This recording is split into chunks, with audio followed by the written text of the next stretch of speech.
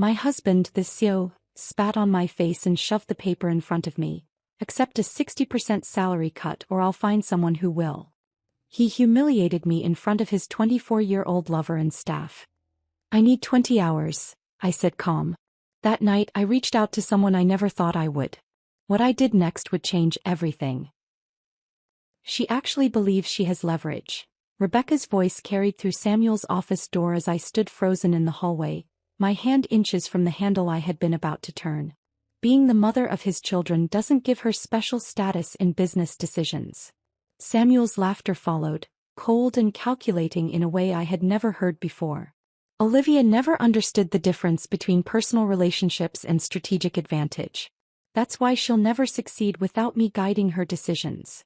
The coffee cup in my hand began to shake as 5 years of marriage dissolved into a conversation between two people discussing my destruction with the casual tone reserved for weather forecasts. I stepped back from the door, my heels silent on the carpeted hallway that separated executive offices from the main workspace. The coffee I had brought for Samuel, his preferred afternoon blend from the shop 3 blocks away, suddenly felt like evidence of my own naivety. How many thoughtful gestures had I made while he plotted my professional and personal downfall with his 24-year-old assistant? The conversation continued, their voices carrying through the gap beneath the door. Rebecca's tone held the confidence of someone who believed themselves unobserved, unguarded in a way that revealed authentic intentions rather than carefully constructed professional personas. The salary reduction proposal should force her resignation within 2 weeks, Rebecca continued. 60% represents sufficient financial pressure without appearing completely unreasonable to outside observers. She will either accept terms that make her position untenable or leave voluntarily, eliminating potential complications from wrongful termination claims. Samuel's response carried approval that he had never demonstrated toward my strategic recommendations during our 15-year partnership. The beauty of this approach lies in its appearance of legitimate business restructuring. Market pressures justify compensation adjustments, and her emotional response to necessary changes simply confirms her unsuitability for executive leadership during challenging periods. The clinical language they employed to discuss my destruction felt more devastating than emotional outbursts or heated arguments would have been. This was not impulsive decision-making born from frustration or temporary conflict. This represented systematic planning designed to remove me from both professional and personal aspects of Samuel's life with maximum efficiency and minimal legal exposure. I pressed my back against the hallway wall, grateful that most staff had already departed for the evening. The building's after-hours silence provided cover for eavesdropping on conversations that were reshaping my understanding of relationships I had believed were founded on mutual respect and shared objectives. The partnership agreement Samuel and I had signed 8 years ago granted equal decision-making authority and profit sharing, but legal documents appeared meaningless when one partner collaborated secretly with employees to circumvent established governance structures. What about the girls? Rebecca asked, her voice carrying the casual interest someone might show when discussing minor complications to travel plans. Carol and Teresa will adjust to new circumstances, Samuel replied with the detachment he might use when discussing quarterly revenue projections. Children demonstrate remarkable resilience when presented with clear expectations about changed family dynamics. Olivia's emotional instability during this transition period will likely reinforce their understanding that stability requires different leadership approaches. The reference to my emotional instability caused my grip on the coffee cup to tighten until my knuckles appeared white against the ceramic surface. My daughter's names spoken with such casual dismissal by their father created a rage that felt different from professional betrayal or personal disappointment. This was protective fury that mothers experience when threats to their children emerge from sources that should provide safety rather than danger. I realized that Samuel's recent behavior toward Carol and Teresa had been preparation for this moment rather than temporary distraction caused by business pressures. His reduced engagement during family dinners, his mechanical responses to their achievements, and his increasing absence from school events had been calculated emotional withdrawal designed to minimize disruption when our family structure changed according to his strategic timeline. The conversation shifted to practical matters involving asset protection and custody arrangements that confirmed the comprehensive nature of their planning. Rebecca's familiarity with legal terminology and procedural requirements suggested research extending far beyond casual consideration of potential outcomes. She spoke about prenuptial agreements, business valuation methods, and parental rights with the fluency of someone who had consulted attorneys and financial advisors to optimize Samuel's position during inevitable divorce proceedings. The Henderson account transfer should be completed by Friday, Rebecca noted, referring to our company's largest client relationship that I had developed and maintained for 3 years. Once that revenue stream is secured under the subsidiary structure, her departure becomes financially viable rather than disruptive to operations. Samuel's approval carried satisfaction that felt like betrayal multiplied exponentially. The Henderson account represented not just significant revenue but validation of strategic approaches I had advocated despite his initial skepticism. My success in developing that client relationship had restored confidence in my professional capabilities after a difficult period following Teresa's birth when balancing motherhood with executive responsibilities had created temporary performance concerns. Now that same success was being weaponized to facilitate my removal from the company we had built together. The hallway suddenly felt airless despite the building's efficient ventilation system. I needed to leave before their meeting concluded and normal office activities resumed. Discovery of my presence would eliminate the strategic advantage that knowledge of their plans might provide, though I had not yet formulated any response to information that had fundamentally altered my understanding of my marriage, my career, and my family's future security. I walked toward the elevator with movements that felt mechanical rather than natural, my mind processing revelations that required complete reassessment of assumptions that had guided major life decisions for the past 5 years. The afternoon sunlight streaming through office windows created patterns on carpeted floors that I had traversed thousands of times during years when this building represented professional achievement and collaborative success rather than the location where my husband and his assistant had plotted my comprehensive destruction. The elevator doors closed on a world that looked identical to the one I had inhabited that morning but operated according to rules I had never understood. Samuel's systematic manipulation of business relationships, financial structures, and family dynamics revealed capabilities I had never suspected despite 15 years of intimate partnership. The man who shared my bed and claimed to love our daughters was simultaneously orchestrating events designed to leave me with no professional standing, no financial resources, and potentially limited access to children who represented the most important relationships in my life. As I descended toward the parking garage, I understood that the perfect facade of our family life had been maintained not through mutual effort but through my willingness to ignore evidence of its artificial construction. The coffee cup in my hand had grown cold, much like the marriage I now recognized as another strategic asset in Samuel's portfolio of relationships designed to serve his objectives rather than provide genuine emotional connection. The conversation I had overheard would haunt me through the sleepless night ahead, but it had also provided something unexpected. For the first time in months of growing unease about Samuel's behavior and our family's direction, I possessed concrete information about threats I was facing rather than vague suspicions about problems I could not identify. Knowledge, even devastating knowledge, created possibilities for strategic response that ignorance had never allowed. The parking garage felt like a transition space between the professional life that was ending and whatever would come next. I had entered the building that afternoon as Samuel's wife and business partner. I was leaving as his target, but I was also leaving as someone who finally understood the true nature of the conflict that had been developing around me for months without my awareness. That understanding, however painful its acquisition, represented the foundation for everything that would follow.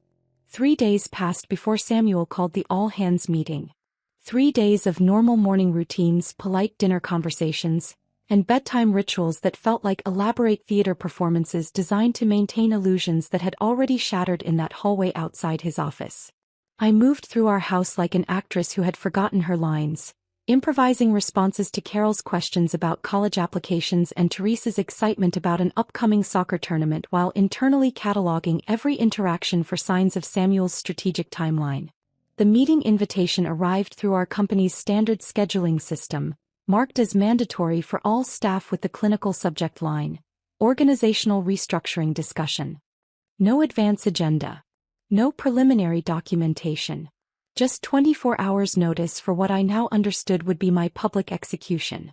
I arrived at the conference room early, hoping to claim seating that might provide strategic advantage during whatever Samuel had orchestrated. The mahogany table that had hosted countless collaborative planning sessions now felt like a judicial bench arranged for pronouncing verdicts rather than facilitating discussion. 23 chairs surrounded the polished surface, each position offering different sight lines and proximity to the projection screen where Samuel typically displayed quarterly reports and strategic initiatives. Marcus entered first, his weathered face showing strain that confirmed my suspicions about advanced knowledge of the meeting's true purpose. He nodded in my direction with the careful neutrality that office veterans employed when navigating politically dangerous situations. His positioning near the far end of the table suggested deliberate distance from whatever confrontation was approaching, though his presence indicated loyalty to the company rather than personal allegiance to either Samuel or me. Rebecca arrived precisely at the scheduled start time, her timing demonstrating the calculated punctuality that had impressed Samuel during her interview process 6 months earlier. She wore a navy suit that projected professional authority while maintaining the polished appearance that had become her trademark during client presentations. Her briefcase contained documents I had not been asked to review, despite my role as co-founder requiring input on materials distributed during company-wide meetings. The remaining staff members filed in with the subdued energy that accompanies mandatory gatherings whose purpose remains unclear. Administrative assistants exchanged glances that suggested awareness of unusual circumstances, while project managers and senior consultants maintained the neutral expressions that protected careers during periods of organizational uncertainty.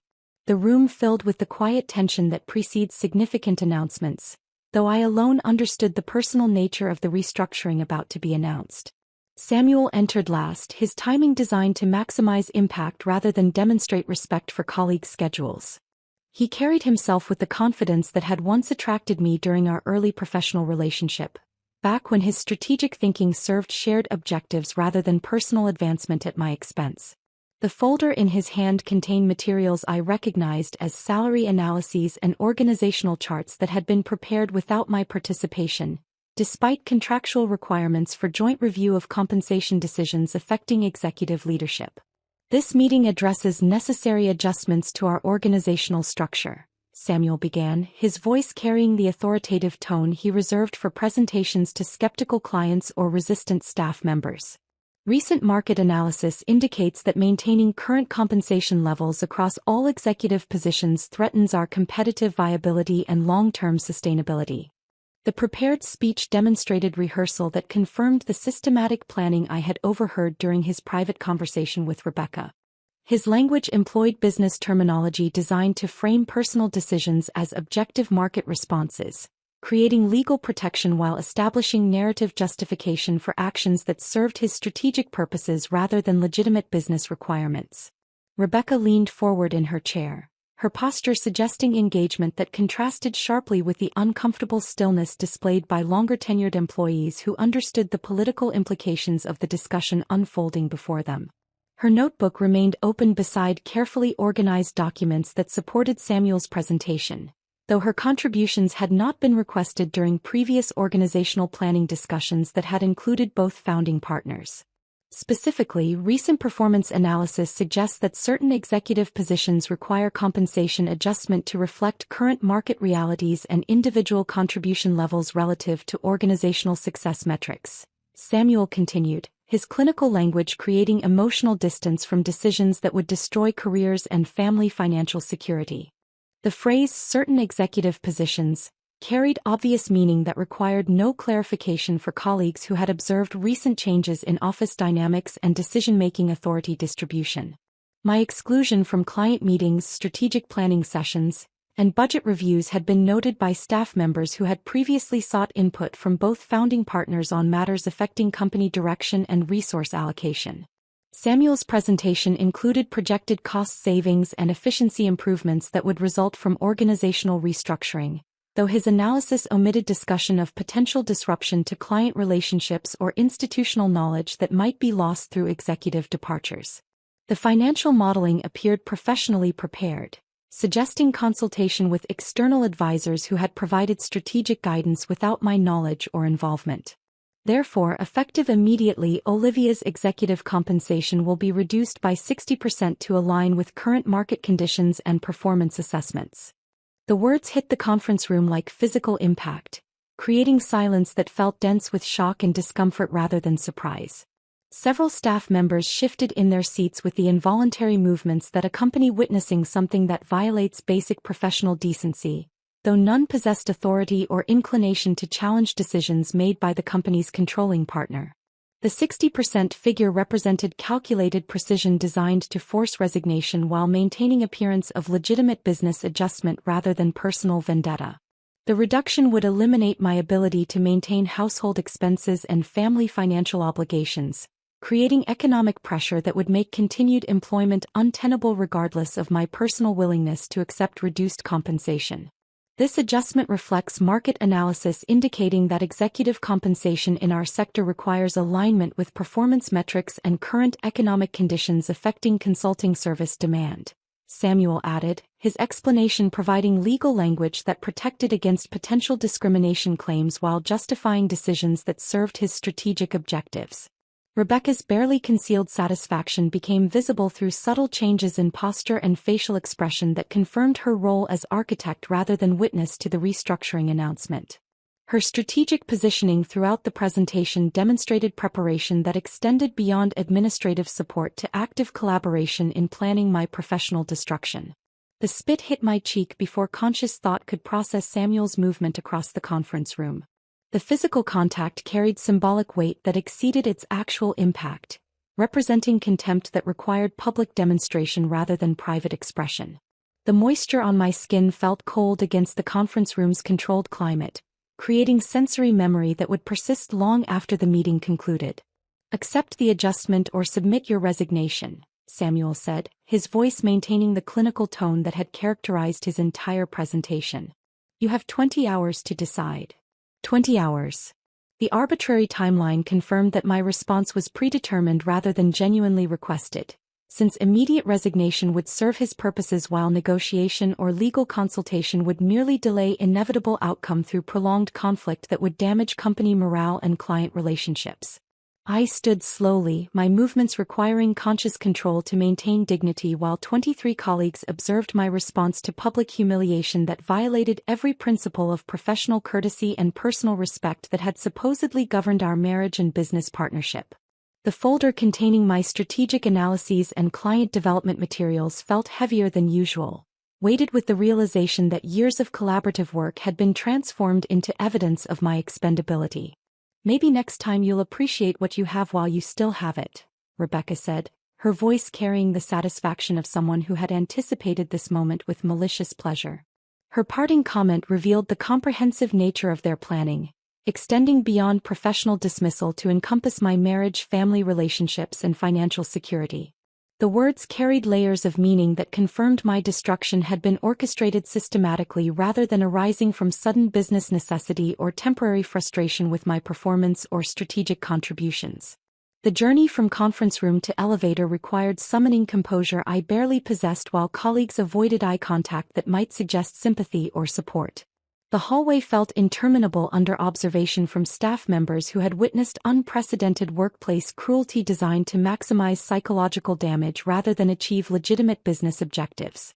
The parking lot outside Teresa's soccer practice felt like neutral territory, a space where I could observe my daughter's determination on the field while processing the devastation that had unfolded in that conference room.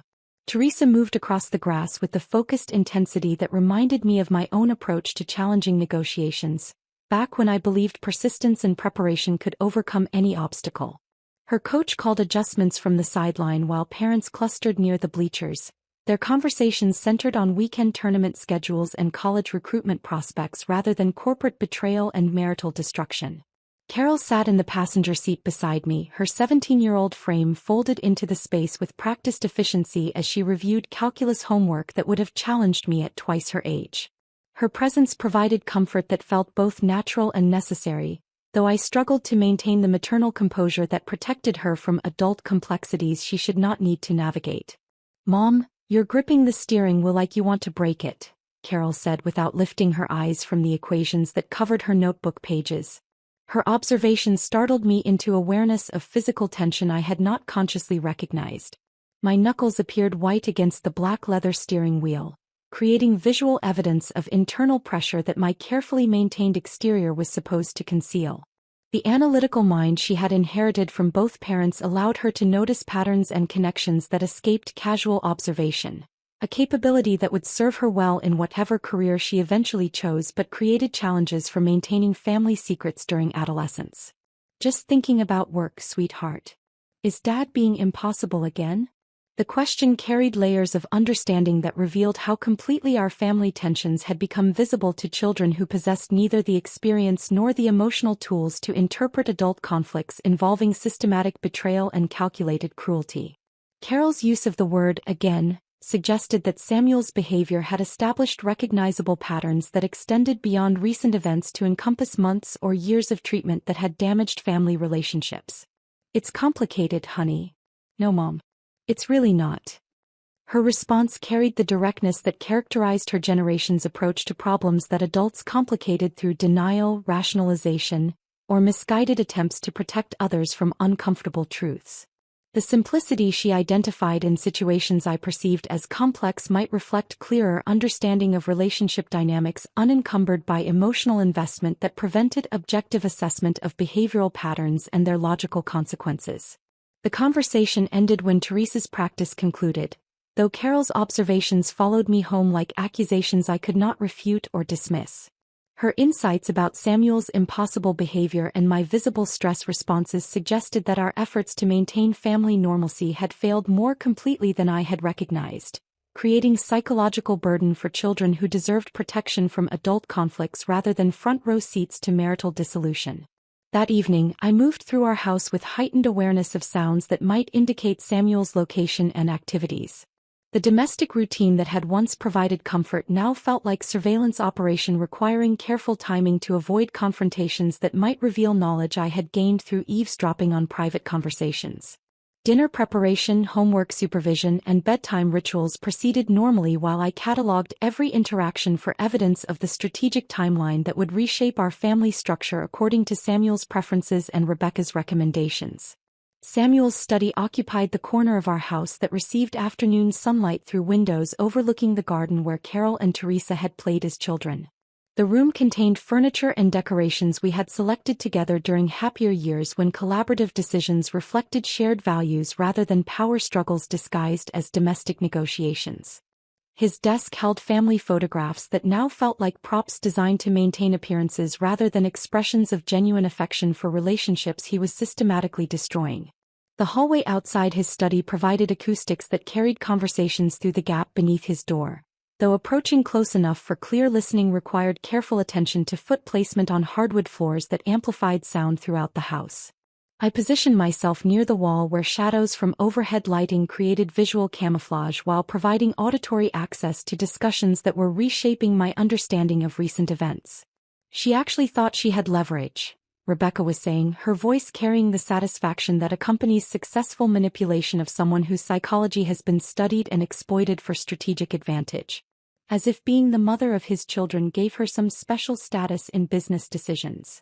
Samuel's laughter sounded different from the warmth I remembered from our early relationship, transformed into something cold and calculating that suggested amusement derived from another person's pain rather than shared joy or mutual understanding. The man who had once celebrated my professional victories with genuine pride now found entertainment in strategies designed to eliminate my career prospects and financial independence. Olivia never understood business, Samuel replied with the dismissive tone he reserved for employees whose contributions he no longer valued. She's too emotional, too attached to fairness. That's why she'll never succeed on her own. The assessment of my character and capabilities revealed contempt that had been concealed throughout our marriage behind expressions of support and partnership that I now recognized as performance art designed to maintain domestic stability while he pursued objectives that served his individual interests rather than family welfare. Qualities I considered strengths: commitment to fairness, emotional investment in outcomes, loyalty to relationships, had been categorized as weaknesses that could be exploited for competitive advantage. Their discussion continued with details about asset protection strategies and custody arrangements that confirmed the comprehensive nature of planning that extended far beyond professional dismissal to encompass complete restructuring of our family's legal and financial foundation. Rebecca's familiarity with divorce proceedings and child custody regulations suggested research that had been conducted over months rather than weeks, indicating systematic preparation for outcomes she had helped orchestrate through strategic manipulation of Samuel's decision-making process. Sleep became impossible that night. Instead, I found myself in our home office reviewing financial documents that had been relegated to filing cabinets since Samuel had assumed primary responsibility for business record-keeping 18 months earlier. The transition from shared bookkeeping to his exclusive management had been presented as efficiency improvement that would allow me to focus on client development and strategic planning, though I now understood it as systematic exclusion from information that would have revealed his gradual theft of assets we had built together. The Henderson account files revealed the extent of deception that had supported his narrative about market pressures requiring organizational restructuring and compensation adjustments. Client correspondence showed increasing satisfaction with service quality and strategic guidance, contradicting claims about performance problems that justified reduced executive compensation. Revenue reports indicated consistent growth rather than the financial stress that would necessitate salary reductions for founding partners who had developed and maintained profitable client relationships. The discovery that every salary reduction had coincided with increases in Samuel's personal compensation eliminated any possibility that his actions reflected legitimate business necessity rather than calculated wealth transfer designed to strengthen his financial position while weakening mine. Bank statements revealed systematic movement of company funds to accounts where my signature authority had been quietly removed, creating legal structures that would leave me with no access to assets despite equal contribution to business development and client acquisition. Marcus had been leaving subtle signals about document irregularities for weeks, though his warnings had been delivered through careful language designed to protect him from retaliation while providing information that might alert me to problems requiring investigation. His weathered face had shown increasing strain during office interactions, suggesting internal conflict between loyalty to colleagues and fear of consequences that challenging Samuel's authority might produce for his own job security and financial stability. The coffee shop meeting occurred 2 days later, arranged through coded text messages that reflected our mutual understanding of surveillance risks associated with any communication that might contradict Samuel's narrative about business operations and personnel decisions. Marcus arrived 15 minutes early, claiming a corner table that provided visual privacy while maintaining public setting that discouraged recording devices or aggressive confrontation if our conversation was discovered. His hands shook as he produced photocopies of transfer agreements and asset valuations that documented the systematic removal of my ownership interest from companies we had established as equal partners. The evidence confirmed suspicions that had been growing through months of gradual exclusion from strategic discussions and financial oversight.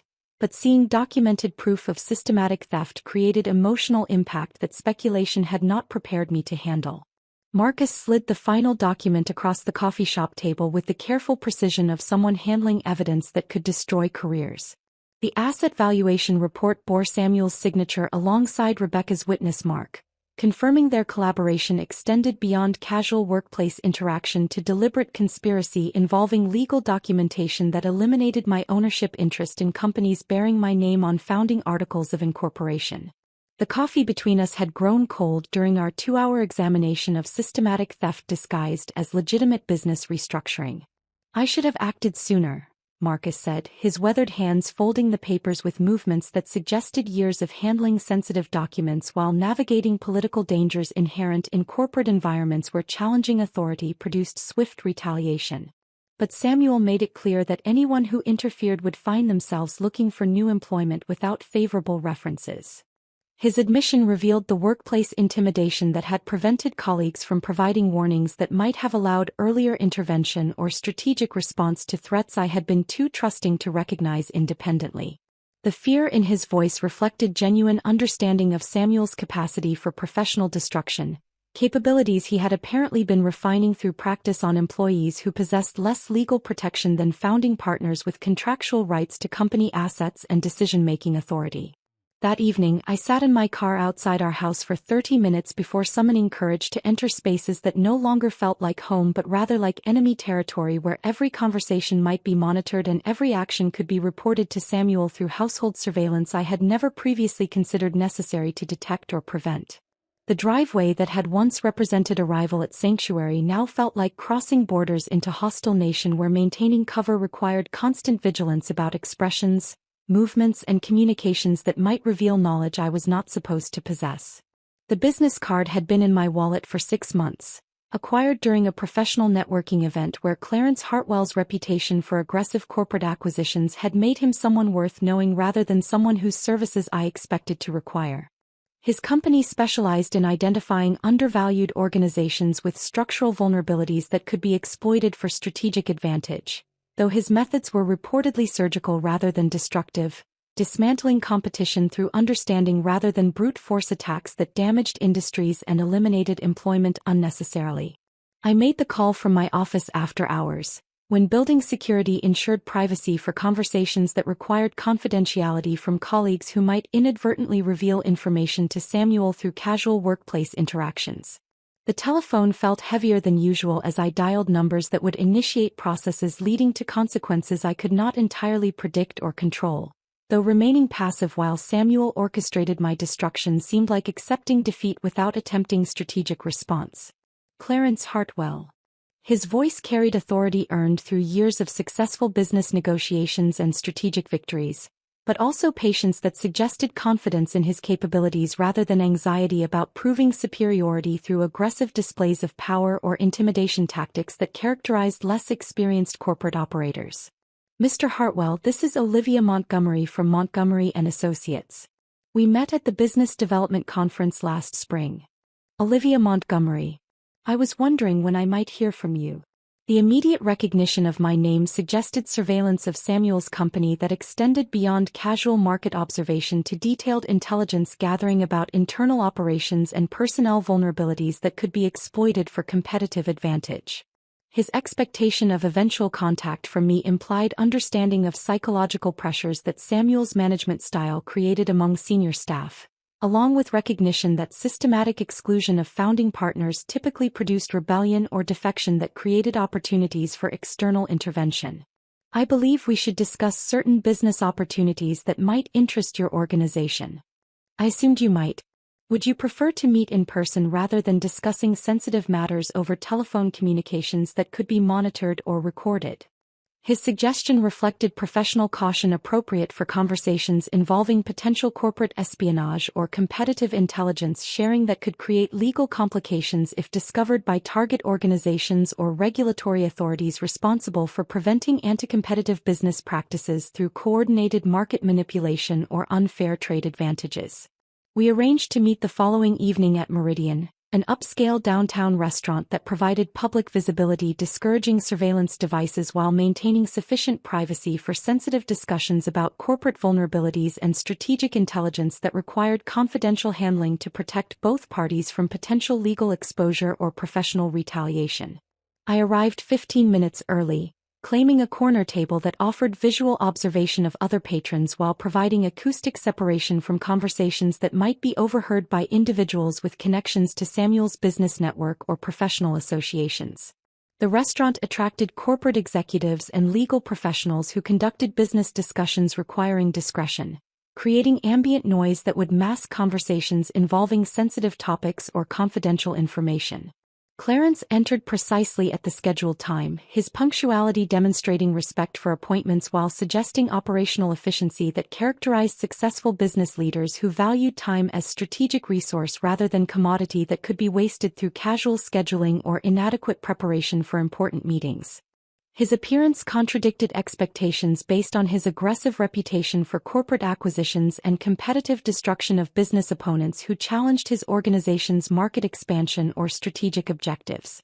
Rather than displaying bombastic personality requiring constant validation through demonstrations of power or authority, he projected quiet confidence that came from consistent victory earned through superior strategic thinking rather than intimidation tactics or financial resources alone. Before we discuss potential collaboration, Clarence said after ordering wine that suggested familiarity with quality rather than ostentation designed to impress business associates. I need to understand your motivations for seeking external intervention in what appears to be internal organizational conflict.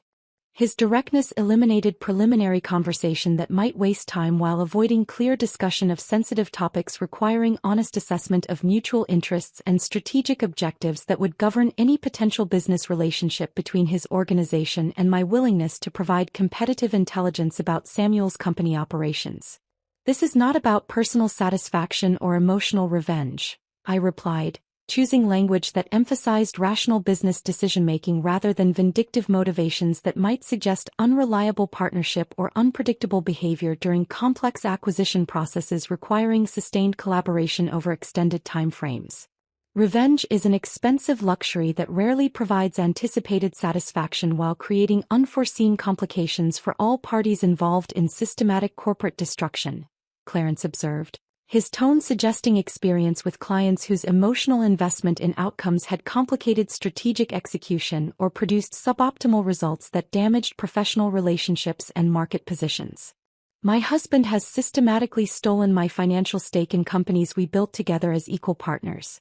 He intends to eliminate my ownership interest while retaining everything of value, leaving me without resources to provide for my daughter's education and future security. And your daughters represent your primary concern rather than personal grievances against your husband's treatment of your professional relationship or marriage? His inquiry revealed understanding that family responsibilities created different risk calculations than individual conflicts, requiring assurance that proposed actions would serve protective purposes rather than purely vindictive objectives that might produce disproportionate consequences affecting innocent parties including children who bore no responsibility for adult decisions involving business operations or marital relationships. My daughters deserve futures that do not depend on their father's continued goodwill or his willingness to honor financial obligations that could be modified according to his personal convenience or strategic business interests.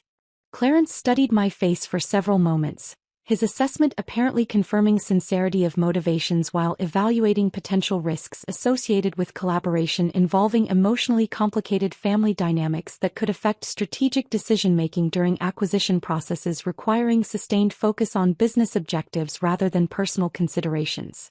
What specific intelligence can you provide about your husband's business operations, financial vulnerabilities, client relationships, and strategic weaknesses that would facilitate systematic acquisition of company assets while minimizing unnecessary disruption to profitable operations or valuable personnel? The question initiated negotiations that would transform my role from victim of Samuel's betrayal to strategic architect of comprehensive corporate destruction designed to protect my family's financial security through methods I had never previously considered morally acceptable but now recognized as necessary for survival in circumstances where traditional conflict resolution had been eliminated through Samuel's systematic deception and theft. The intelligence I provided to Clarence encompassed 5 years of intimate knowledge about Samuel's business operations, extending far beyond simple financial data to include psychological insights about decision-making patterns that would allow strategic manipulation of his responses to external pressures. I detailed which business divisions generated actual profit versus those maintained primarily for tax advantages, providing targeting information that would maximize acquisition efficiency while minimizing unnecessary expense or operational complexity during the takeover process. My understanding of seasonal cash flow patterns and the personal relationships that held key partnerships together represented intelligence unavailable through external market research, giving Clarence access to pressure points that could destabilize Samuel's entire business structure through coordinated attacks on vulnerable revenue streams during periods when financial reserves would be stretched thinnest.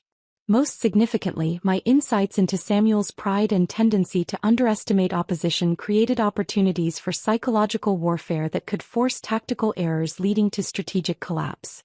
His pattern of dismissing threats until they became overwhelming would work against him when facing sophisticated corporate acquisition strategies designed to appear coincidental rather than coordinated. Clarence's proposal required detailed intelligence and strategic guidance throughout the acquisition process, acknowledging that successful corporate destruction demanded ongoing collaboration rather than simple information transfer followed by independent action. The finder's fee of $800,000 plus a senior executive position represented financial security exceeding anything I had achieved during my partnership with Samuel, transforming my family's economic prospects while providing professional advancement beyond what traditional divorce proceedings might secure. His warning that Samuel would lose everything associated with the company forced me to confront the comprehensive nature of the revenge I was contemplating. Reputation, financial standing, professional relationships would all be eliminated through systematic business collapse rather than simple competitive defeat or temporary setback that might allow eventual recovery. Are you prepared for those consequences? Clarence asked, his tone suggesting experience with clients whose emotional investment in outcomes had complicated strategic execution through second thoughts or moral qualms that emerged during implementation phases. I am prepared for my daughters to have a future that does not depend on their father's continued goodwill. The contract signing occurred that night, transforming my role from victim seeking fair treatment to strategic architect of total corporate annihilation. The legal documents established parameters for collaboration that crossed moral boundaries I had never previously considered while justifying these actions through concern for my daughter's future security and independence from Samuel's manipulative control over family resources. The campaign began the following Monday with elegant sophistication that showcased corporate warfare at its most refined level. Clarence's approach leveraged Samuel's own aggressive expansion strategy to create vulnerabilities that could be exploited with surgical precision rather than obvious external attack that might generate sympathy or legal protection for the target organization. Samuel had financed growth through a complex web of leveraged agreements and client advances that remained profitable as long as cash flow maintained steady patterns, but created dangerous exposure to any disruption in the payment cycle that might cascade through interconnected financial obligations. This structure represented exactly the kind of strategic overextension that Clarence's organization specialized in identifying and exploiting for competitive advantage. The identification of 3 major clients with early termination clauses required intelligence about contract specifics that only internal company knowledge could provide, demonstrating the value of my collaboration while maintaining plausible deniability about the source of Clarence's strategic insights. Morrison Industries, Henderson Group, and Pacific Consulting each maintained contracts containing exit mechanisms that could be triggered through legitimate business concerns rather than coordinated sabotage that might create legal exposure. The timing coordination necessary to activate simultaneous contract terminations revealed planning sophistication that transformed individual client dissatisfaction into systematic business collapse through strategic orchestration rather than coincidental market forces that might be explained through general economic conditions or industry-wide trends affecting consulting service demand. Morrison Industries terminated their annual consulting contract on Tuesday morning, citing concerns about service quality that reflected legitimate frustrations with Samuel's increasingly erratic management style and his delegation of account oversight to Rebecca despite her limited experience with complex client relationships requiring institutional knowledge and strategic continuity.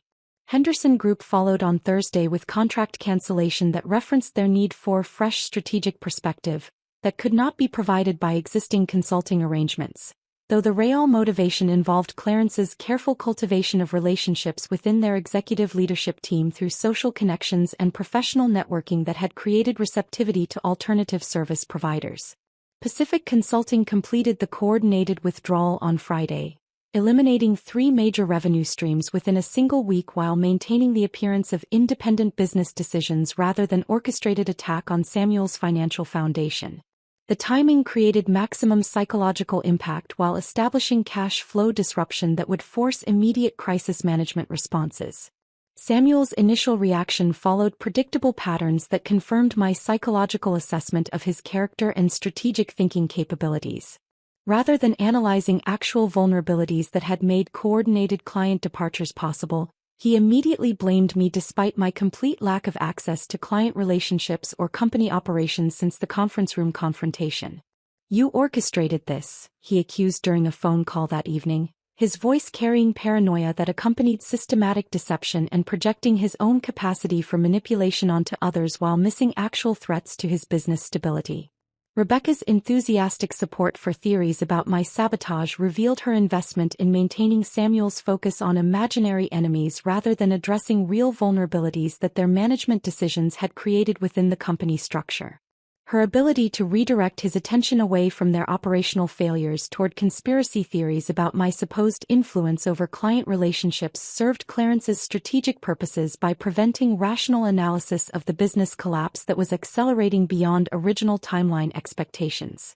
The escalation from accusations of betrayal to increasingly desperate attempts to retain remaining clients through unprofitable concessions illustrated how psychological pressure could force tactical errors that compounded strategic problems.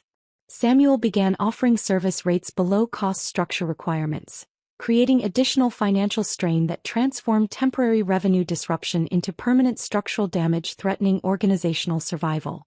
Marcus provided intelligence updates through carefully coded telephone conversations that reflected his understanding of surveillance risks associated with revealing information about Samuel's deteriorating mental state and desperate business decisions.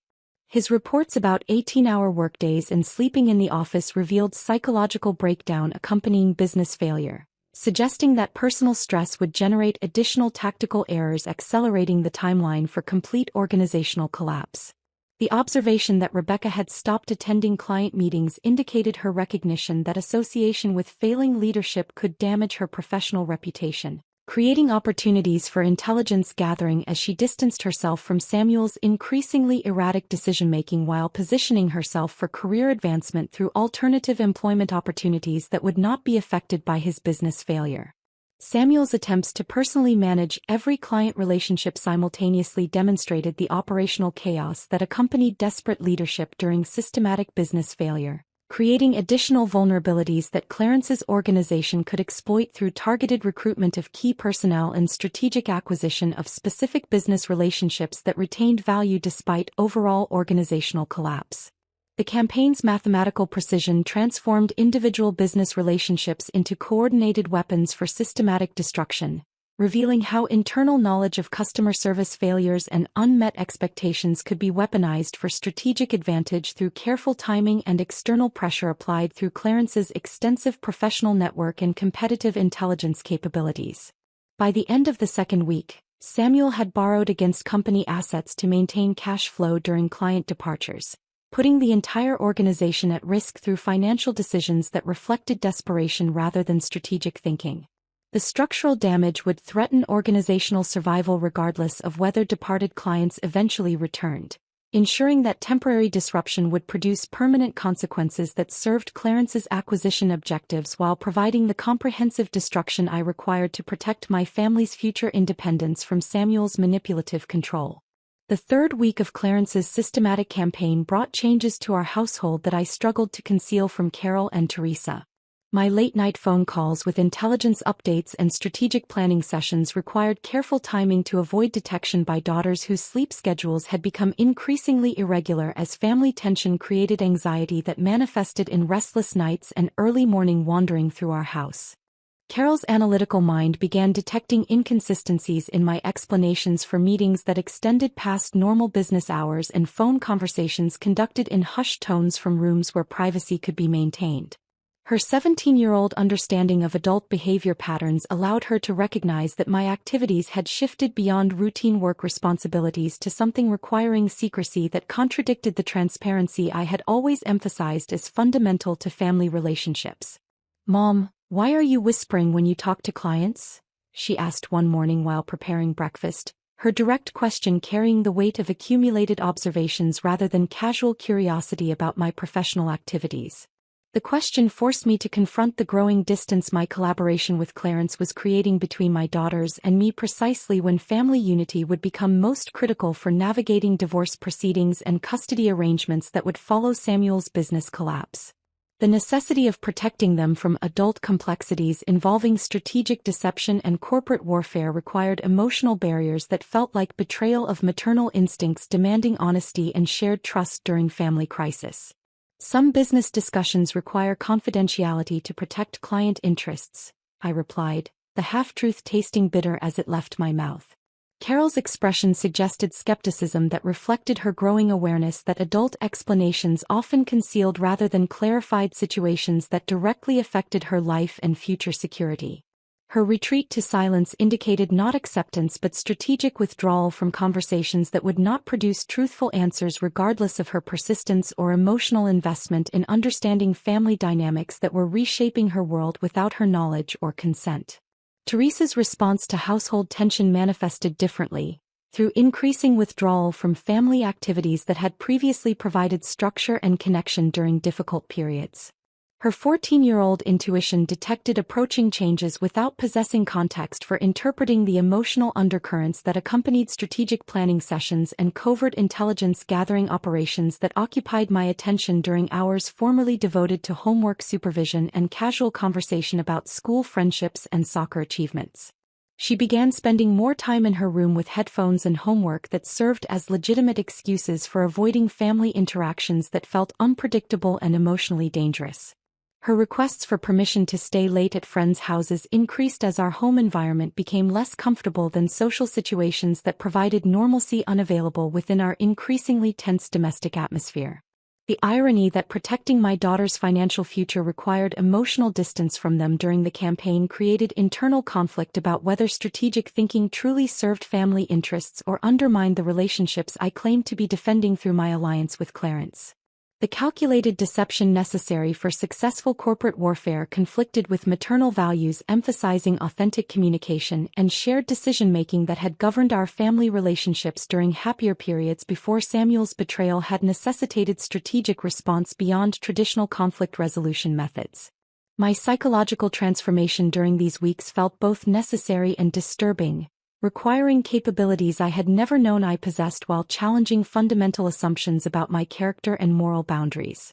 Late-night planning sessions with detailed client analysis and vulnerability assessment resembled military campaigns rather than business negotiations, forcing acknowledgement that I could coldly calculate human costs when my family's security faced genuine threats requiring decisive action. The satisfaction I experienced watching Samuel's growing desperation through Marcus's intelligence reports conflicted with moral training that had emphasized compromise and conflict resolution over total victory achieved through systematic deception and strategic manipulation. The woman who had once believed that fairness and direct communication could resolve any conflict was becoming someone capable of orchestrating another person's complete professional and financial annihilation without experiencing guilt proportionate to the destruction being systematically implemented. Samuel's deteriorating mental state became visible through changes in his physical appearance and behavior patterns that affected his interactions with Carol and Teresa in ways that complicated my strategic objectives while providing additional justification for protective actions designed to eliminate his influence over our family's future security and emotional stability. His increasing paranoia about employee loyalty and business competitors manifested in late-night phone calls to staff members demanding reassurance about their commitment to company success and personal loyalty to his leadership during what he characterized as temporary market difficulties requiring unified response to external pressures threatening organizational survival. Weight loss and persistent fatigue created visible evidence of psychological pressure accompanying systematic business failure, while a tremor in his hands during family meals suggested stress levels that were affecting his physical coordination and emotional regulation. The contrast between confident public statements about temporary business adjustments and private anxiety about mounting financial pressures created cognitive dissonance that influenced his parenting behavior in ways that further damaged relationships with daughters who required stability rather than erratic attention spans and broken promises about family activities.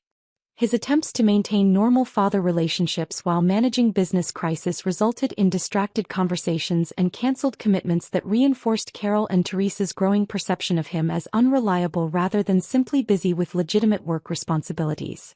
Their emotional withdrawal from interactions with him served my strategic purposes by reducing complications that might arise from their loyalty or sympathy interfering with custody arrangements that would need to prioritize their long-term welfare over temporary disruption caused by divorce proceedings. Rebecca's strategic withdrawal added unexpected complications to the campaign timeline while providing additional intelligence about the comprehensive nature of betrayals that extended beyond Samuel's treatment of me to encompass systematic deception affecting multiple relationships and professional obligations.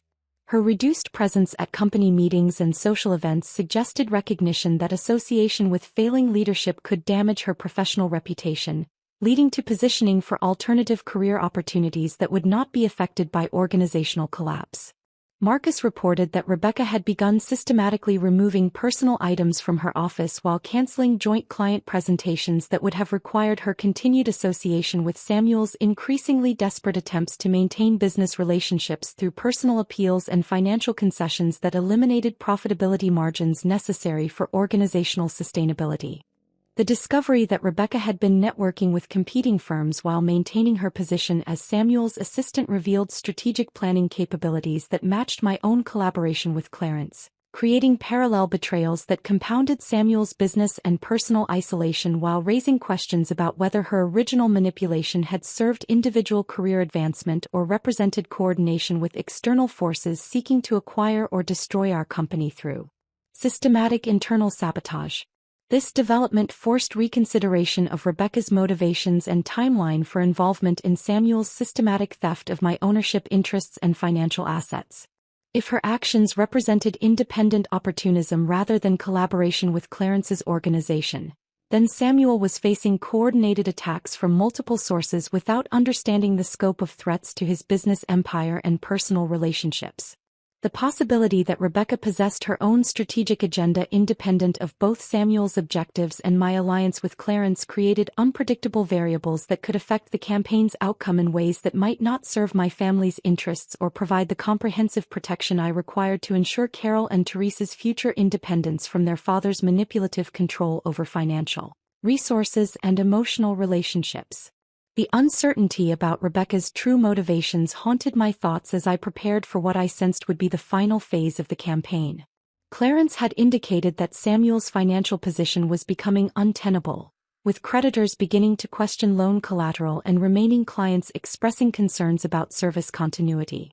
The systematic pressure was working exactly as planned, yet Rebecca's independent maneuvering suggested complications that could affect the outcome in unpredictable ways. I was standing in our kitchen at 11:30 on Friday night, waiting for chamomile tea to steep when my phone rang. The domestic normalcy of the moment felt surreal as Samuel's name appeared on the caller identification. His voice, when I answered, sounded nothing like the confident businessman who had humiliated me in front of 23 employees just 3 weeks earlier. "What do you want, Olivia?" The hoarse, defeated tone carried exhaustion that went beyond physical fatigue to encompass the psychological drain of fighting battles on multiple fronts without understanding the scope of forces arrayed against him. His opening question acknowledged, perhaps for the first time, that his business collapse resulted from deliberate action rather than coincidental market forces or random client dissatisfaction. "I want you to acknowledge what you have done." The silence that stretched between us through the phone connection felt dense with 5 years of accumulated resentment, betrayal, and strategic deception that had undermined our marriage while I remained oblivious to the systematic theft occurring beneath the surface of our professional partnership.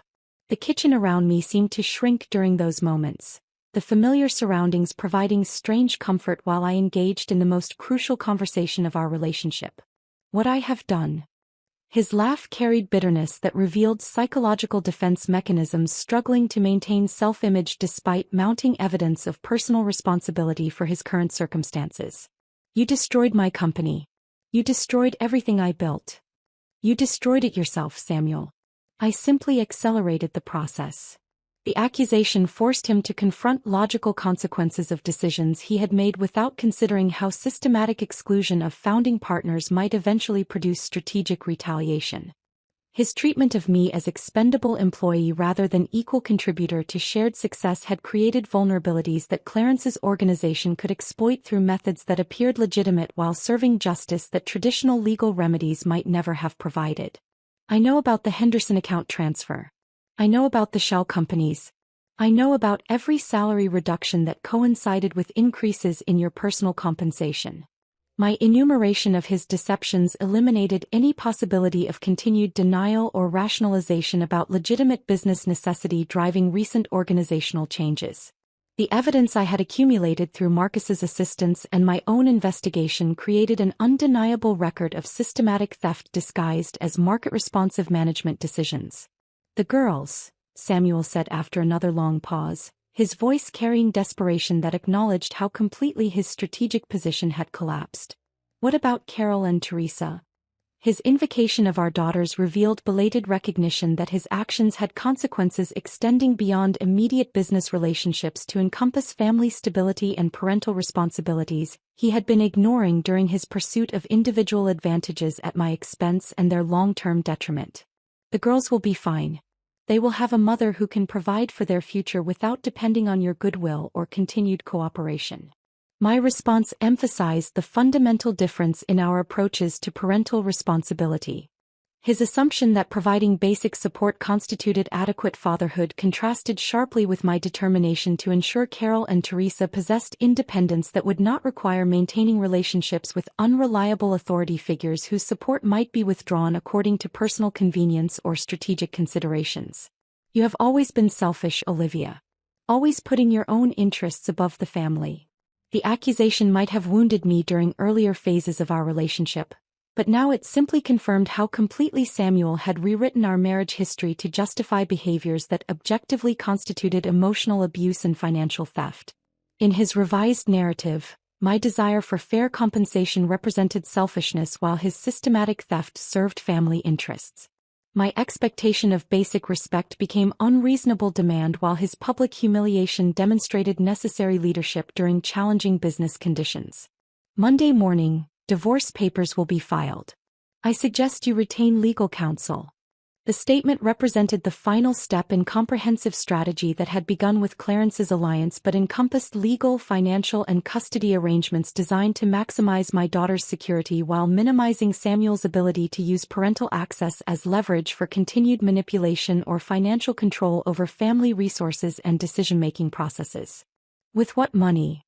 His question exposed the complete nature of financial collapse that had resulted from Clarence's systematic campaign combined with Samuel's own desperate attempts to maintain business operations through borrowing against company assets and accepting unprofitable client relationships that eliminated revenue margins necessary for organizational sustainability. That is no longer my concern.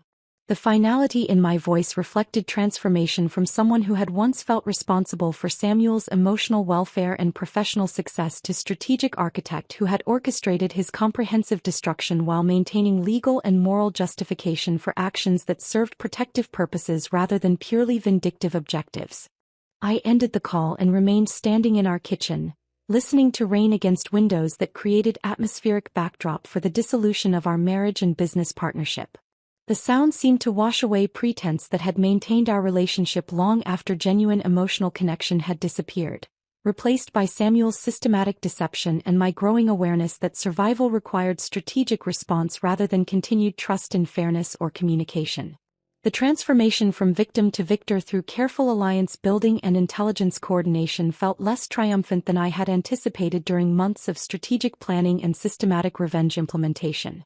The quietness that accompanied total victory carried strange emptiness rather than satisfaction or celebration, perhaps because complete destruction of another person's life and livelihood created moral weight that strategic justification could not entirely eliminate. The promise of Monday's new position with Clarence's organization and dramatically improved financial circumstances for Carol and Teresa provided concrete benefits that justified emotional costs of orchestrating Samuel's complete professional and personal annihilation. The $800,000 finder's fee plus senior executive salary would transform our family's economic prospects while ensuring independence from Samuel's potential future manipulation or control over resources affecting our daughter's education and opportunities. Yet questions remained about lessons Carol and Teresa would learn from observing their mother's capacity for systematic destruction of their father's career and financial standing. The protective motivations underlying my strategic alliance with Clarence served their long-term interests, but the methods employed might produce educational outcomes inconsistent with values I wanted to transmit about conflict resolution, personal relationships, and moral decision-making under extreme pressure. The kitchen felt different after ending that conversation, as if the physical space had been transformed by the finality of decisions that could not be reversed or modified through negotiation or compromise. The domestic environment where we had shared thousands of meals and conversations during 15 years of marriage now served as the location where I had delivered strategic checkmate that would eliminate Samuel's influence over our family's future while providing security that traditional divorce proceedings might never have achieved. The rain continued against the windows, creating rhythmic soundtrack for internal processing of victory that felt simultaneously necessary and troubling. The woman who had once believed that fairness and direct communication could resolve any conflict had become someone capable of orchestrating another person's complete destruction through systematic deception and strategic manipulation, crossing moral boundaries that previous versions of myself would have considered unacceptable regardless of provocation or justification. The rain stopped sometime before dawn, leaving the city washed clean and gleaming under morning sunlight that felt like a fresh beginning.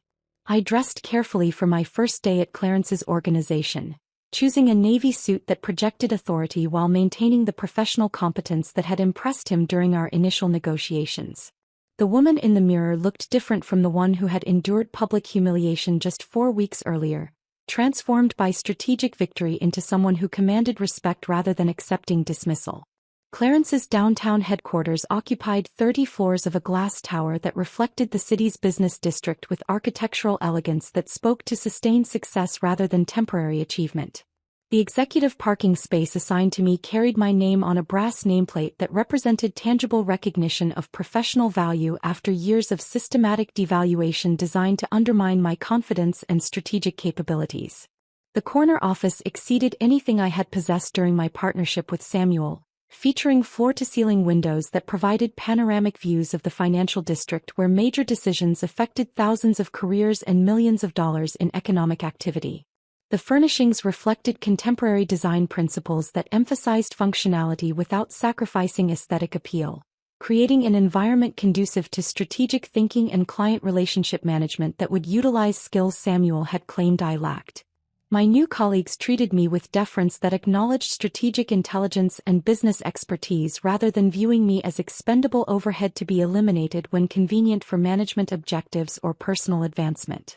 The orientation process introduced me to acquisition specialists and market analysts who recognized my contributions to successful corporate campaigns and understood the value of insider knowledge about target organizations and competitive vulnerabilities. The irony that my salary now exceeded Samuel's peak earnings during our marriage created satisfaction tempered by recognition that financial success achieved through orchestrating another person's destruction carried different emotional weight than advancement earned through traditional professional merit and collaborative achievement.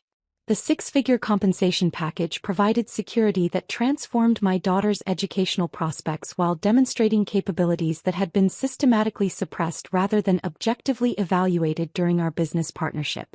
Carol adapted to our changed circumstances with analytical pragmatism that reflected her intellectual maturity and understanding that major family transitions required strategic thinking rather than emotional resistance to inevitable adjustments affecting living arrangements and financial planning.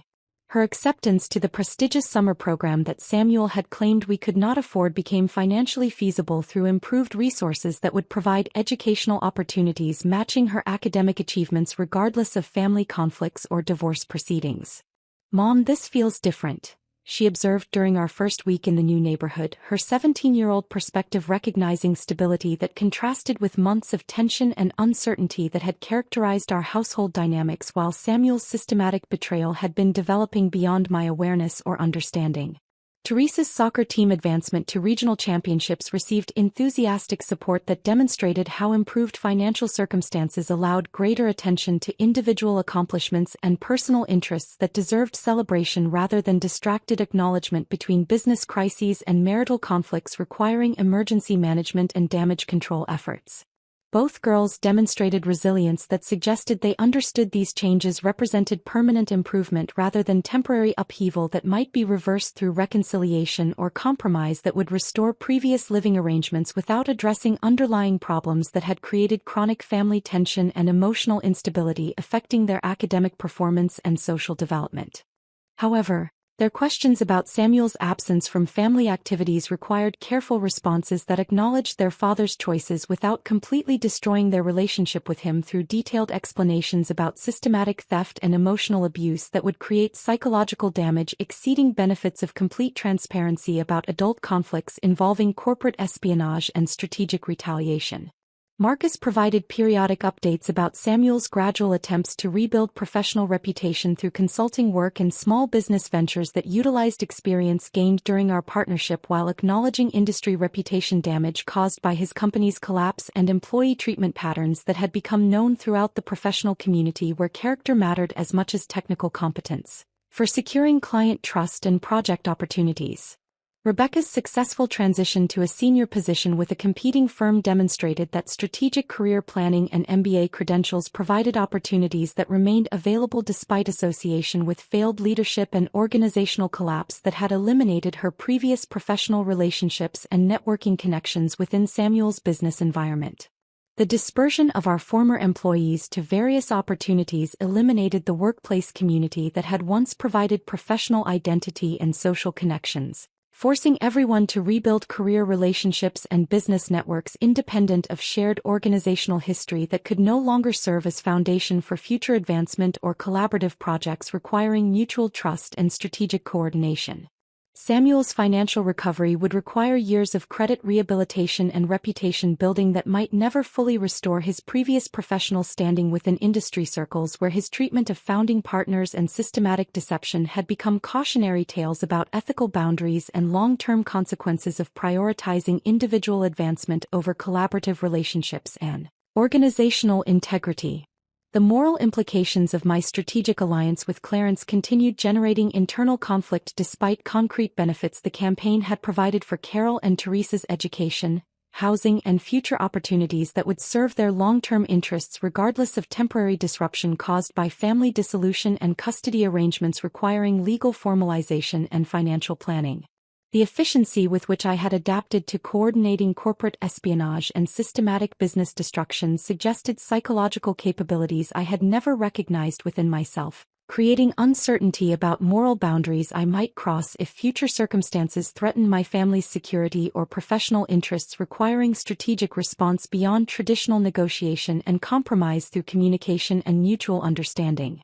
The satisfaction of achieving financial independence and professional advancement through strategic thinking rather than conventional career development demonstrated personal strength while highlighting how completely I had abandoned earlier beliefs about fairness and conflict resolution through honest discussion and collaborative problem-solving that assumed good faith participation from all parties involved in relationship challenges. The foundation of what we were becoming included knowledge about my capacity for comprehensive revenge that would influence all future relationships and conflicts, requiring assessment of strategic options versus emotional responses to perceived threats or professional challenges that might affect family welfare or personal advancement within competitive business environments. The city beyond my office windows continued its daily rhythm of commerce and ambition, indifferent to individual stories of betrayal and retaliation that had reshaped 3 lives while providing lessons about power, deception, and consequences that would inform decision-making processes for decades ahead. The rain that had washed away traces of what we had been left clean foundations for whatever we would choose to build from the dissolution of trust that had once seemed permanent but proved as fragile as the marriage vows and business partnerships that had been systematically dismantled through strategic intelligence and coordinated pressure designed to protect rather than destroy, though the distinction between those objectives had become less clear with each tactical victory in a campaign that had succeeded beyond original expectations while raising questions about proportionality and moral boundaries that would require ongoing evaluation as normal life resumed. If this story of strategic revenge kept you engaged throughout Olivia's transformation, please show your support by liking this content right now. The most compelling moment for me was when Olivia overheard Samuel and Rebecca's conversation in the hallway, revealing the systematic nature of their betrayal. Which scene resonated most strongly with your own sense of justice? Share your thoughts in the comments section below. To access more complex stories exploring themes of corporate betrayal, strategic thinking, and family protection, subscribe to our channel and activate notification preferences to receive immediate updates when new content becomes available.